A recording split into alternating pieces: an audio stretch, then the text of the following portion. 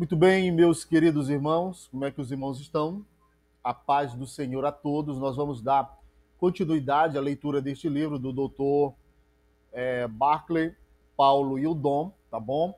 Nós vamos ler o prólogo, praticamente deve ser a introdução deste livro, para nós compreendermos melhor o que se trata este livro, tá bom?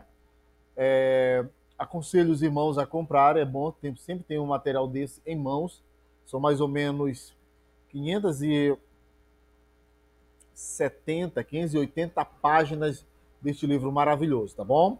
Tranquilo. Vamos lá?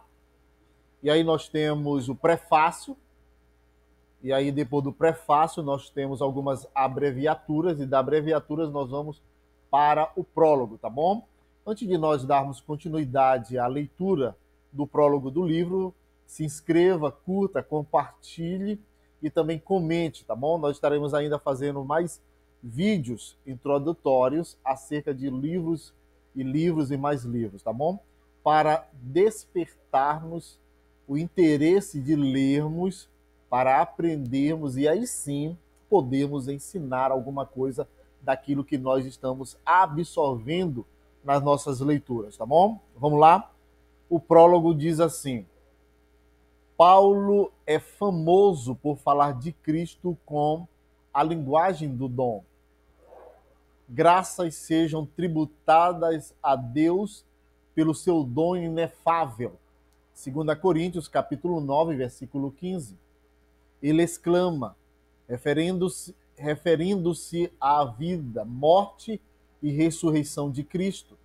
Aquele que doa o dom pode igualmente ser simbolizado pelo próprio Cristo, o qual se entregou a si mesmo pelos nossos pecados, a fim de nos livrar do presente mundo mau. Gálatas capítulo 1, versículo 4. Uma rica variedade de termos para dom apimenta o discurso de Paulo. Entre eles, uma palavra grega comum para dom ou favor é tradicionalmente traduzida a partir do latim gratia como graça. Tu conheces a graça de nosso Senhor Jesus Cristo? Paulo lembra aos Coríntios, capítulo 2, ou 2 Coríntios, capítulo 8, versículo 9. Eu não rejeitei a graça de Deus, capítulo 2 e versículo 11 de Gálatas. Os convertidos por Paulo experimentaram ser chamados na graça, Gálatas capítulo 1, versículo 6. Assim como lemos mesmo, Gálatas 1, versículos 15, conferi 1 Coríntios capítulo 15, versículo de 9 a 10. Sob a influência de Paulo, a linguagem do dom e da graça se tornou central à tradição teológica cristã. Leituras radicais deste motivo paulino, por Augustinho, Lutero, Calvino e Barth, para nomear algum dos mais famosos, causaram mudanças significativas na história da teologia cristã. No interior da piedade cristã, a linguagem da graça fixou-se nas orações e hinos como meio de reconhecer a iniciativa gratuita de Deus em direção aos inadequados e indignos destinatários humanos.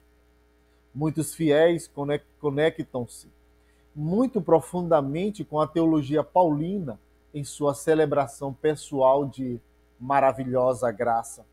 Paulo é também bem conhecido como o apóstolo dos gentios nas cidades do mundo romano e desenvolveu uma política controversa através do qual aos convertidos gentios não era requerido que adotassem os costumes judaicos, como a circuncisão masculina ou as leis alimentares, ou kosher.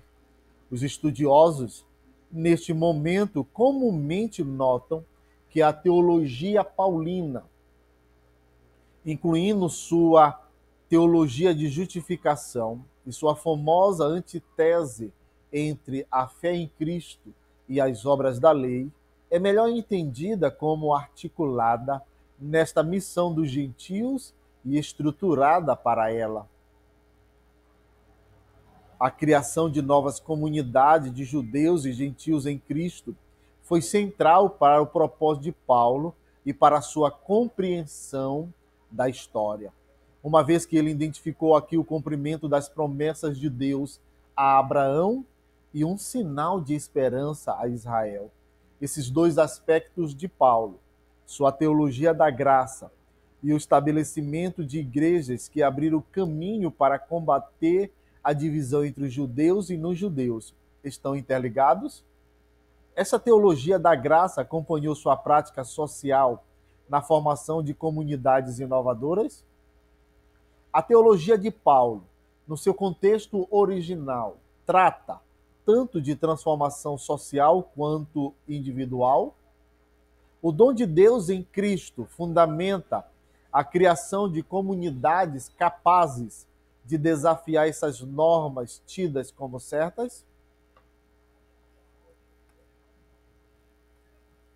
Na tradição cristã, a teologia da graça de Paulo tem sido frequentemente interpretada como a antítese do judaísmo, como se o período de Paulo no judaísmo tivesse corrompido sua teologia bíblica da graça com uma soteriologia de justiça das obras e recompensas. A linguagem de Paulo, carregada de nuances derivadas de disputas internas cristãs, tem sido recrutada para diferenciar nesses termos o cristianismo do judaísmo e para diminuir esse último.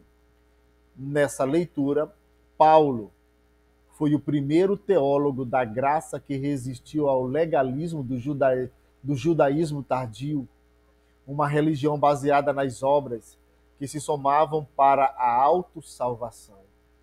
Nas décadas recentes, nessa imagem negativa do judaísmo tem sido mudada graças a uma contra-imagem apresentando o judaísmo como uma religião de graça.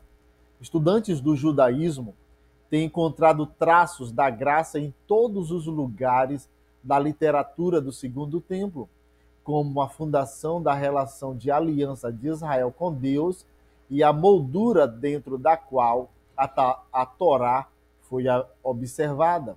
Então, para muitos, Paulo não fala nada notável sobre graça.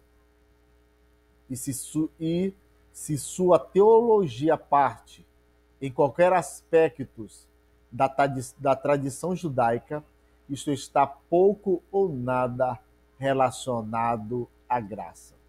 Meus queridos, nós fizemos uma leitura introdutória das primeiras partes do prólogo deste livro. E eu creio que nós iremos fazer um segundo vídeo, tá bom? Relacionado à continuidade deste prólogo, tá bom? Muito bem, deixe o seu like, se inscreva e faça parte da nossa comunidade de leitores.